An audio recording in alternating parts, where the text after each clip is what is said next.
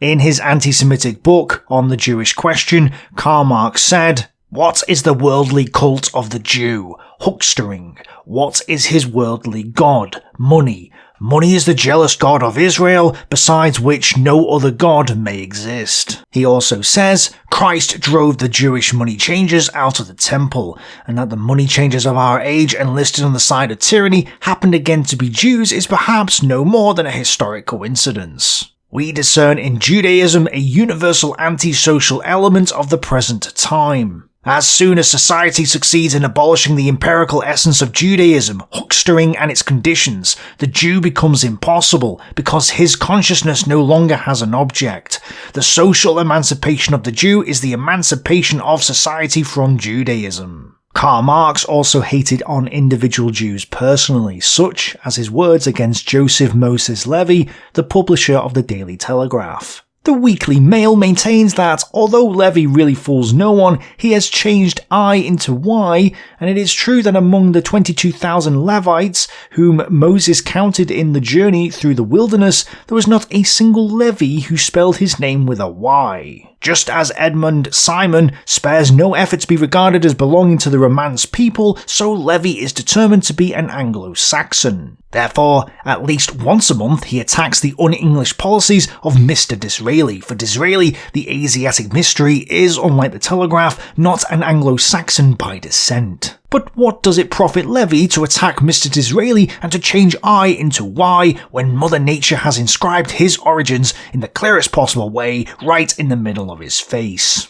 The nose of the mysterious stranger of Slackenbergius, see Tristram Shandy, who had got the finest nose from the promontory of noses, was just a 9 days wonder in Strasbourg, whereas Levy's nose provides conversation throughout the year in the city of London. And Engels praises this book and this passage, as does Marxists.org, describing it as one of the most brilliant of Marx's writings. In one letter to Engels, Marx also called someone a Jewish N-word. And in his last book, Das Kapital Volume 1, Karl Marx says, "The capitalist knows that all commodities, however scurvy they may look, or however badly they may smell, are in faith and in truth money, inwardly circumcised Jews, and what is more, a wonderful means whereby out of money to make more money." There are even more anti-Semitic statements by Karl Marx besides those shown here, but I'm going to go back to the first quote because I think this one is the key to understanding why Karl Marx hated the Jews. What is the worldly cult of the Jew? Huckstering. What is his worldly god? Money. Money is the jealous god of Israel, besides which no other god may exist. In order to understand this passage in full, context is needed. We first need to understand what Karl Marx means when he says money. In Das Kapital Volume 1, Karl Marx makes it clear over and over that he thinks money is a commodity. The shortest quote I have on this is, "That money is a commodity is therefore a new discovery." He goes on to say that when money is used to buy and sell commodities, it becomes capital. And it is the person whose sole motive is the accumulation of more and more money, capital or profit, that makes someone a capitalist. So, in this passage, Karl Marx is saying that money is capital, and that capitalism is Judaism. To Karl Marx, the Jews are the capitalists. Money, in Karl Marx's eyes, is the Jewish god, and Karl Marx thinks that their sole motive is the accumulation of more money, which Karl Marx says is what a capitalist does. So, money, which is capital in Karl Marx's eyes, is Judaism. In other words, capitalism is Judaism, and Judaism is capitalism. That's why when Karl Marx refers to the capitalists, he's actually referring to the Jews. We can see this in several other passages, including this one again, which at first glance doesn't really make any sense. The capitalist knows that all commodities, however scurvy they may look or however badly they may smell, are in faith and in truth money, inwardly circumcised Jews, and what is more, a wonderful means whereby out of money to make more money. Think about it. Why would commodities be, quote, inwardly circumcised Jews, end quote? It doesn't really make any sense on its own. But now that we know that Karl Marx thinks capitalists are Jews and that capitalists produce commodities, we can piece this together to discover the true message of what Karl Marx is saying here. As he's already admitted, when he says capitalist, he means Jews. And when he says commodities, he actually means the products of the Jews, or the offspring of the Jews. So, if we replace the words with their actual meaning, this quote actually reads, "The Jews know that their offspring are inwardly circumcised Jews." And now, this passage makes sense. In this next quote, Karl Marx uses the word pharisee, which means a member of an ancient Jewish sect. The pharisee of a capitalist, represented by one of his servants, accompanies this action, of course, with the unctuous phrase, "That's for mother," yet he knows well enough that the poor children must sit up and help. Karl Marx is saying here that the pharisee of a capitalist, in other words the Jewishness of a capitalist, is on show when he gives work to one of his servants. And this is confirmation that Marx believes that the Jews are the capitalists, and that the capitalists are the Jews. He then drives this point home here. In striking contrast with the great fact that the shortening of the hours of labour of women and children in English factories was exacted from capital by the male operatives, we find in the latest reports of the Children's Employment Commission traits of the operative parents in relation to the traffic in children that are truly revolting and thoroughly like slave dealing. But the Pharisee, or Jewishness, of a capitalist, as may be seen from the same reports, denounces this brutality which he himself creates, perpetrates, and exploits, and which he moreover baptizes freedom of labour. Infant labour has been called into aid, even to work for their own daily bread. Without strength to endure such disproportionate toil, without instruction to guide their future life, they have been thrown into a situation physically and morally polluted. The Jewish historian has remarked upon the overthrow of Jerusalem by Titus that it was no wonder it should have been destroyed with such a signal destruction when an inhuman mother sacrificed their own offspring to satisfy their cravings of absolute hunger. So again, we have confirmation here that Karl Marx thinks that the capitalists are the Jews, and the whole of Das Kapital is anti-Semitic through and through. Here's another quote. "It is not because he is a leader of industry that a man is a capitalist. On the contrary, he is a leader of industry because he is a capitalist. The leadership of industry is an attribute of capital, just as in feudal times the functions of general and judge were attributes of landed property." At first glance, this doesn't make sense. Why would a capitalist be a leader of an industry simply by declaring himself to be a capitalist? That doesn't make sense. If I declare myself to be a capitalist, that doesn't make me a leader of industry. So clearly that's not what Karl Marx is saying. What Karl Marx has said in the previous quotes is that capitalists are Jews, and if we apply that belief that Karl Marx has to this quote, the message becomes clear. Karl Marx is saying here that because the capitalist is Jewish, he is therefore a leader of industry. This is implying that the Jewish capitalists didn't become leaders of industry by merit or anything else, but were appointed because of their Jewish faith, which is money or capital. And there are other clues that this is the correct way to interpret Karl Marx's anti-capitalism and anti-Semitism, which are the same thing. In another passage in Das Kapital, Karl Marx writes, "That Philistine paper, The Spectator, states that, after the introduction of a sort of partnership between capitalist and workmen in the Wirework Company of Manchester, the first result was a sudden decrease in waste, the men not seeing why they should waste their own property any more than any other masters. And waste is, perhaps, next to bad debts, the greatest source of manufacturing loss. The same paper finds that the main defect in the Rochdale cooperative experiments is this. They showed that associations of workmen could manage shops, mills, and almost all forms of industry with success, and they immediately improved the condition of the men, but then they did not leave a clear place for masters. Quella horror!" So, why would Marx feel the need to state that the Spectator is Philistine? What relevance does this have? Well, it turns out that the historical Philistines were anti-Jewish and fought against the Jews. Karl Marx himself used the word philistine to mean ethnically anti-Jewish rather than spiritually anti-Jewish.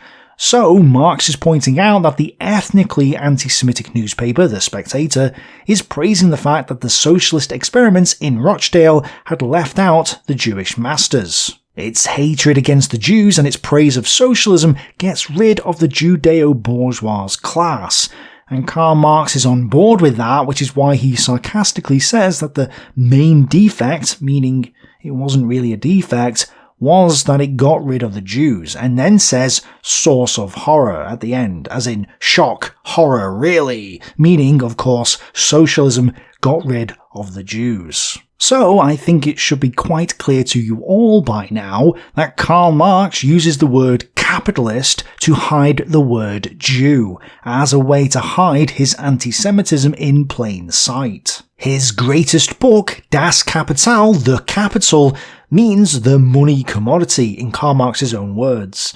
Karl Marx says money is the jealous god of Israel, that money is the Jewish religion, and so Das Kapital literally means the Jewish religion, or just simply the Jew. Das Kapital is the Jew. The entire thing is an anti-Semitic hit piece, disguised with euphemisms and doublespeak to hide its true meaning. The true believers, the anti-Semites, the Marxists, of course, know what their real socialism is. At its core, it's anti-Semitism. The fundamental belief of anti-capitalism is that the capitalists are stealing wealth off the workers. This is untrue because value is subjective, not based on labour, but to a racist it is true because a racist who isn't a money changer and therefore has little idea about money believes that the workers, people who are not Jews, put the value of their labour into the products that they produce. And they believe that the Jews don't work and just make money from the money they already have. They're the money changers. So, the racist believes that the Jewish money changers are stealing off everyone else in society. This is factually untrue, but hopefully you can see now how this fundamental belief is at the core of socialist ideology. Anti-capitalism comes from anti-Semitism. The two concepts are entwined and are one and the same. And when Karl Marx says the word bourgeoisie, he actually means two things. First, he means the Jews, which includes ethnic Jews, but he also means the capitalists, non-ethnic Jews, whom he says are practicing the Jewish faith of capitalism. Proof for this will be shown shortly, but I need to explain the historical context first. In the Dark Ages, the Christian Pope banned usury, which is the lending of money and charging interest for that money. So Christians couldn't lend money, only non-Christians could, which is why in the West only the Jews could be bankers and money lenders, hence why Karl Marx calls them the money changers. But at the same time, the Jews were not allowed to own land. It was Christian Europe and were forced to live in towns and cities. In English, towns and cities were called boroughs, which is where we get the word bourgeoisie from, which is the French for townsfolk.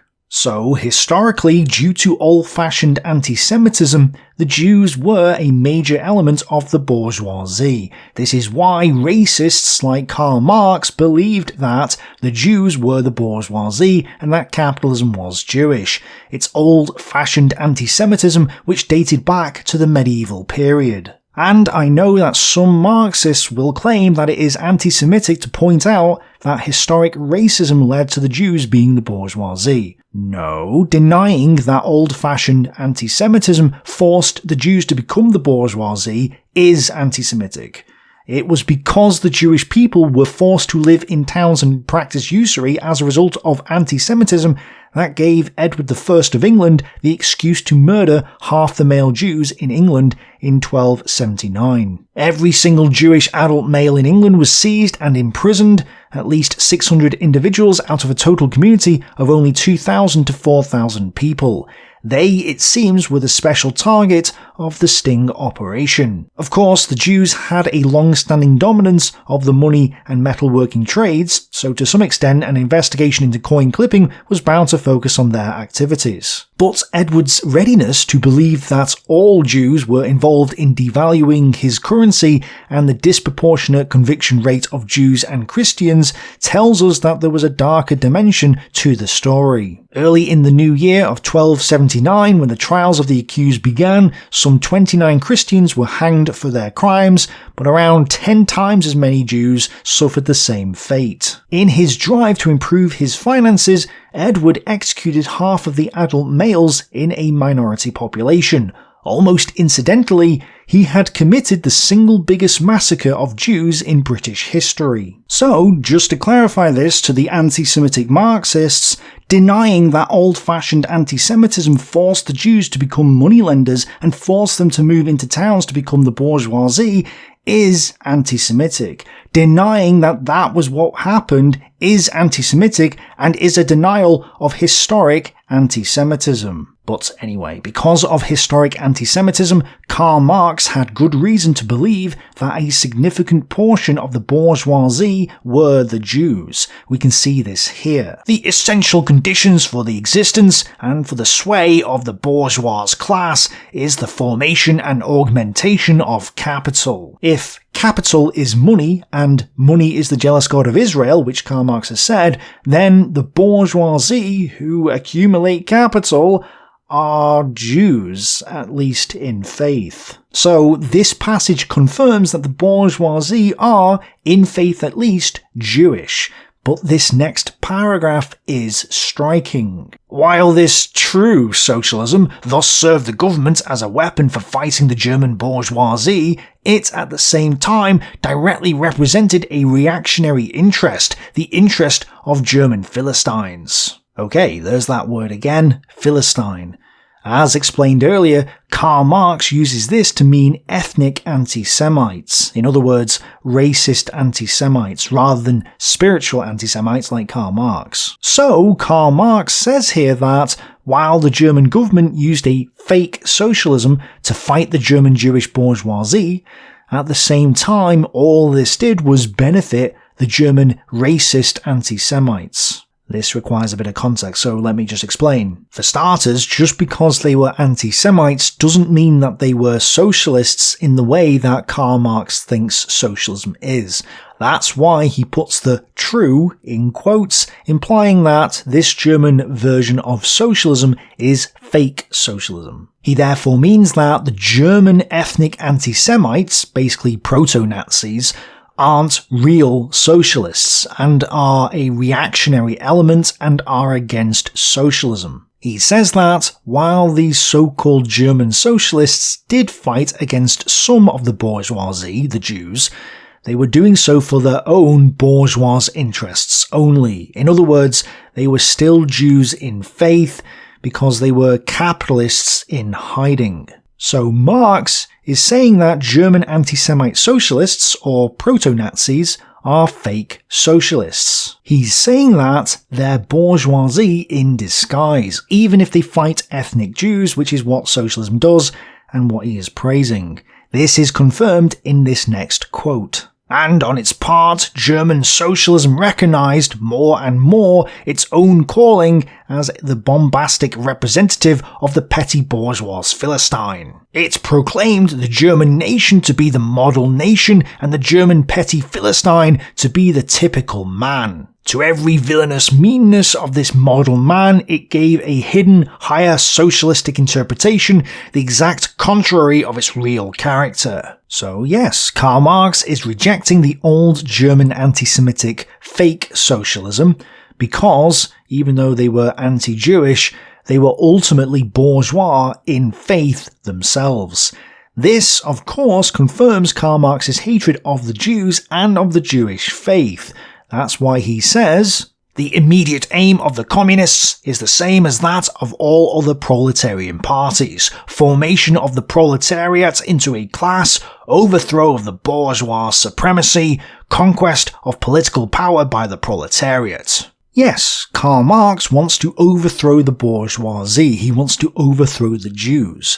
And he says that this is what all other proletarian parties are aiming for. All socialism is anti-Semitism. In this next quote, he says he also wants to end what he calls bourgeois property, Jewish property, and he wants to abolish the Jewish family. Abolition? Aufhebung of the family? Even the most radical flare-up at this infamous proposal of the communists. On what foundation is the present family, the bourgeois family, based? On capital, on private gain.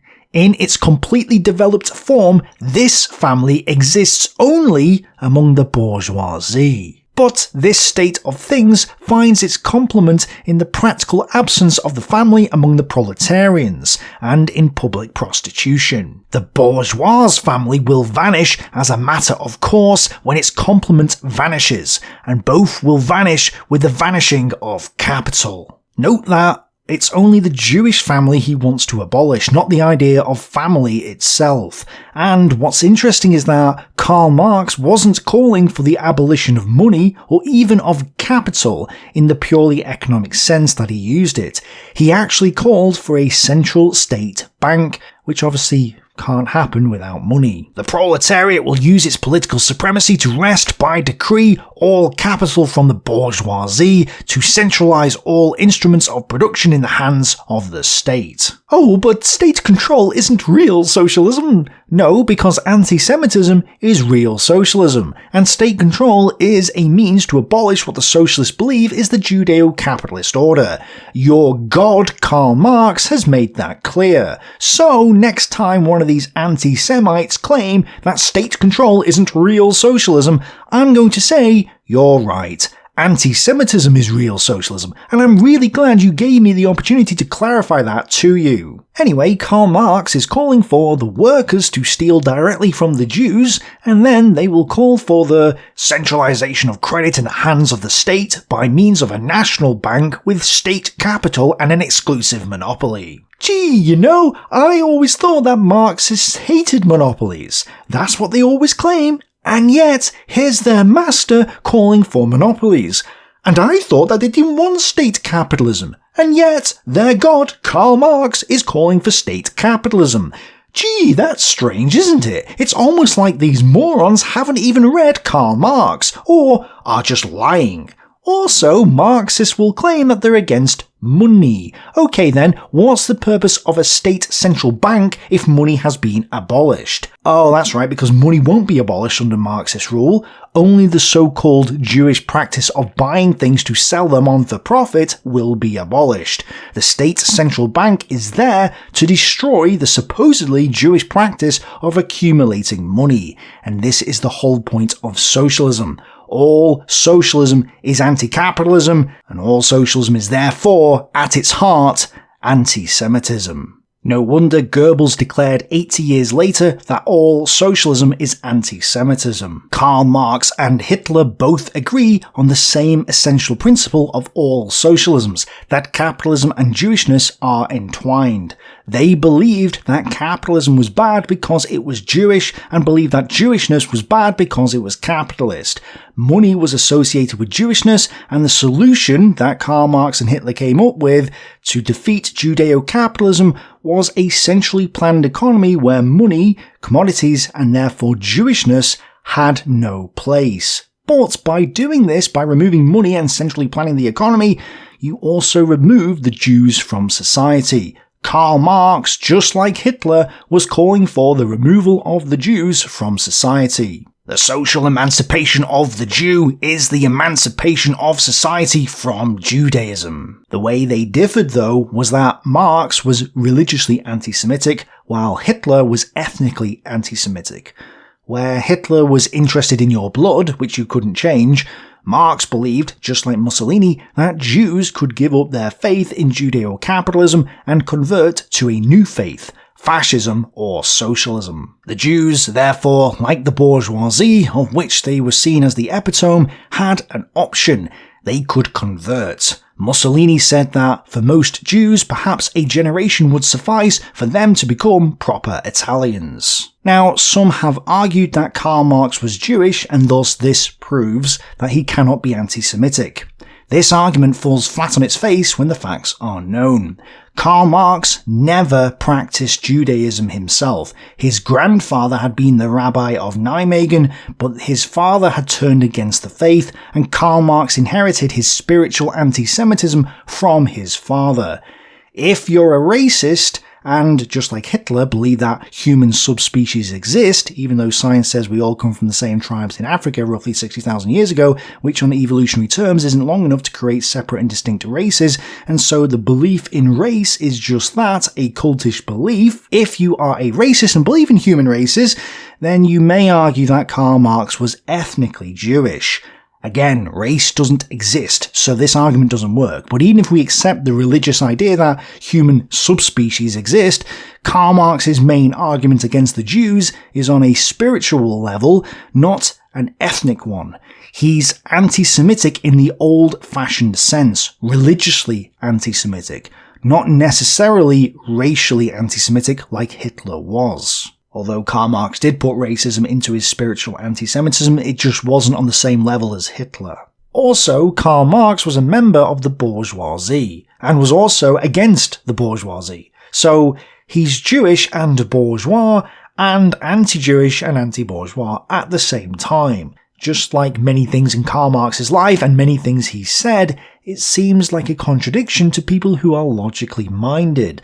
But Karl Marx rejected logic. He believed in Hegel, who said, everything is inherently contradictory. Which is why Karl Marx said, what constitutes dialectical movement is the coexistence of two contradictory sides, their conflict and their fusion into a new category. Where I would say that a contradiction means that you have a flaw in your argument, or that something is wrong somewhere. For example, something cannot be true, but also be false at the same time. Karl Marx, on the other hand, embraced contradictions. That's why I would argue that nothing he wrote was correct, because everything he wrote was either contradicted by something else he wrote, or can be demonstratingly proven false through evidence and logical interpretation. But the point is, you cannot argue that Karl Marx was ethnically Jewish and therefore couldn't hate Jews because that would be a contradiction, because Karl Marx embraced contradictions. So the fact that he was supposedly ethnically Jewish wouldn't be a problem for him. Also, by calling him Jewish, you're arguing that he was a capitalist by Karl Marx's own reasoning. So unless you think Karl Marx was a capitalist, you are wrong, and I can't wait for the socialists to cry out that Karl Marx was not a real socialist. Please, please make it be so. However, I have seen Marxist articles trying to deny the claim that Karl Marx was anti-Semitic, basically by misrepresenting the argument that he was, stating that everyone at the time was racist, so it would be unfair to call Karl Marx a racist, which is an admission that he was a racist, hiding some of the sources like Marxism.org, not publishing Karl Marx's The Russian Loan, for example, claiming that his anti-Semitism was trying to help the Jews somehow, and by accusing those of pointing out Karl Marx's anti-Semitism of being anti-Semites themselves. Obviously none of these arguments work, or are real arguments, and I'm not going to go through them all because there's no point and they don't address the issue, but I will guard myself from the usual accusations of me somehow being a fascist or a Nazi or a racist or whatever. Well, for starters, I don't believe in human races, and I'm not interested in one way or another about the Jewish religion. You do your thing, I'll do mine. Secondly, I've literally done a video titled Hitler's Socialism, which, in addition to the 107 sources used, 350 direct references, and numerous quotes and notes, also has a section called National Socialism's Fundamental Ideological Flaw. In that section, I outline how National Socialism, Nazism, doesn't work on a fundamental level. If I was a Nazi, then why would I destroy Nazism's fundamental ideological workings? That would just be stupid, wouldn't it? And fascism is Italian socialism. I'm neither Italian nor socialist, so none of these accusations are true. Also, by Karl Marx's own words, all capitalists are Jews in faith. Therefore, as a proponent of capitalism myself, by Karl Marx's logic, this means that I'm inadvertently practicing the Jewish faith.